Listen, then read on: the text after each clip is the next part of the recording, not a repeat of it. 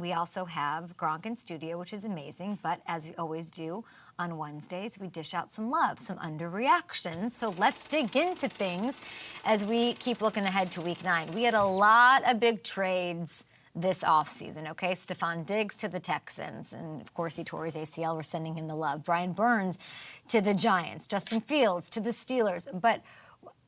And there's some trades that have happened and all of that, so like a lot of team-changing action going on.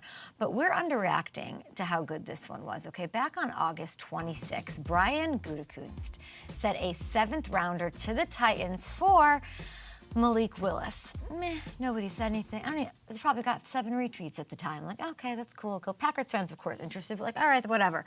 Kind of a snoozer, or so we thought. Most of the stories, we're sort of lamenting Malik's career, what it was, what it should have been, all this. Goody, you dog, you clearly saw something in him, and LaFleur to say you can get the best out of him. And it's been amazing. They didn't have to make this trade, people. The Packers had 3 quarterbacks behind Jordan Love on the roster going into camp. He should have punted, or could have punted, and rolled with what he had, like we've seen a lot of GMs do, and like a lot of them should. But Goody's his unrelenting belief in himself, his willingness to leave no stone unturned, that is what has kept Green Bay's season afloat, people. I don't think Goody or anyone else even could have envisioned this. Malik leading the Packers to 3 wins on the year after the game-winning drive in Jacksonville. And look at what he's done so far, completing just 75% of his passes, 4 total touchdowns, and no interceptions, a passer rating over 130, and again, he has led the Packers to 3 wins. Who knows where they'd be in this suddenly loaded NFC without him this season. Malik, what a savior, what a hero, right? Green Bay has made it to 6-2. Big part on his plate and what he's been able to do. And they got a chance now to take over first place in the NFC North Sunday. Such a fun game. I'm smiling because I love the NFC North. It's the Lions on Sunday. I don't know what to believe with Jordan Love. I don't know if he's truly Wolverine from the X-Men or he's like, exosomed out of his mind.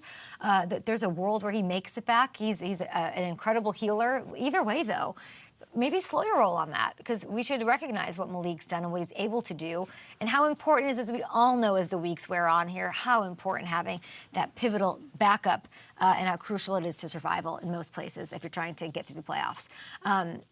I also want to talk about something we're underreacting to with the Patriots. I've been dying to talk about this because it must be so nice to be a New England fan in this moment. I know it's been a drag lately, but everyone's focused on the Jets losing after that game. I think we need to give love to the Patriots fans, the organization, and all of that after the win. Now, Gronk will be here in a second. I'm sure he agrees, or maybe he doesn't. We'll talk about it. But the wheels could have fallen off this thing, okay? 1-6.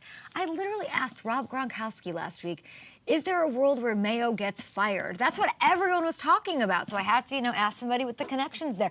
And he said, no, absolutely not. He'll learn from this, whatever. But that's where we were a week ago, people. 1-6. Losing 13-7 to Aaron Rodgers, who, looked the best he looked against them, carving them up. He pushed Salah off of him, right? Drake May gets knocked out of the game with a concussion. This is like peak conditions for a spiral in this matchup against the Patriots, or against the Jets, rather. But instead, Jacoby, galvanizes his troops.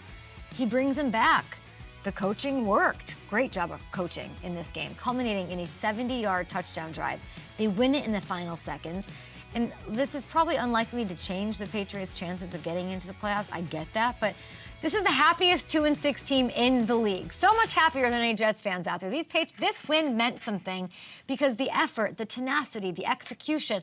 I listened to Gronk when he talked about this. That's what we want to see. We want to see that we have to have patience. We want to see those kind of signs of growth. We want to see that he has the locker room, that he has the respect, that he has the attention. If you go to the podium and call your team soft, that can go one of 2 ways. That's a risk here. A lot of people, and I would say 99% of people, are really critical of that and his decision to do that publicly. But did it not work? Did it not resonate with the guys? Was he not accurate in saying that? Listen to defensive end Keon White after the win. He calls you out as a man, you can't get all sensitive about it. You have to just say, okay, I'm going to show you. And take it as a challenge, take it as a rise, and I think we did that. And that just is a testament of his coaching and how we were receptive to him as a coach, because we didn't get defensive and we didn't shut down. We took it as a challenge. We all know Gerard Mayo inherited a roster. It's going through some major changes. Nobody expected it to be great right away as a result. So I don't know how it can be crushed for a lack of success. You just want to see that established rapport. You want to see them not get worse. We have seen them get worse throughout the season, but this meant something. And they have a legit chance to make it 2 in a row, of course. Nashville, I like that. I like that matchup. This was, but the thing we're underreacting to, in my opinion, it's not even anything that I just said. It's that they got to take it to the Jets. We want to put the nail in the coffin for the Jets season entirely. They're completely dismantled.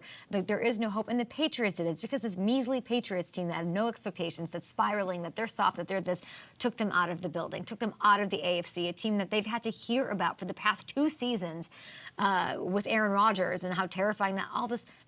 I love this. It's a positive step for Patriots fans. You're not going to have a lot of them this season. You're going to be patient. You're going to support your quarterback. You've got some talent there with Drake May and a veteran in Brissett doing his thing to hand it off well. And you just got to be excited about what your future might be. And finally, as we get set to put a wrap on October, I think we're underreacting to what Kyle Pitts has done over the last month. Everybody was really loud when he had that 0-catch game against the Saints. They have been about his fantasy numbers and this and that, and he's so talented and what. I want the same energy, okay, guys, for the performances that he's putting up now that Kirk Cousins has gotten things rolling in Atlanta. Take a look at this. Last 4 weeks, Kyle Pitts is 9th in the NFL in receiving, not amongst tight ends, the entire NFL. Gronk, do you love that? I love it. He loves it. A tight end is top 10. We love that. He's caught just under 80% of his targets from Kirk over that span as well. He's been dominant, the matchup nightmare we all expected to see when the Falcons took him 4th overall a few years ago. And I feel like this whole Falcons offensive breakout is the perfect case study in how much the quarterback situation matters. Struggles there, sandbag everybody, okay? It's obvious. Shouldn't have to say it.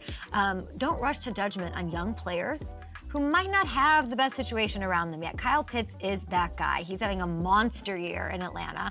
And it's not just him. Drake London, Darnell Mooney, they're all top 25 receivers. Bijan's numbers, they've gone up as well. So Kirk's doing what we wanted him to do. But I just think, like, if you're gonna drag players for their 0 burgers and whatever, I better be hearing shouts and attaboys and, like, whistles for this guy, because it's been absolutely incredible what he's been able to do.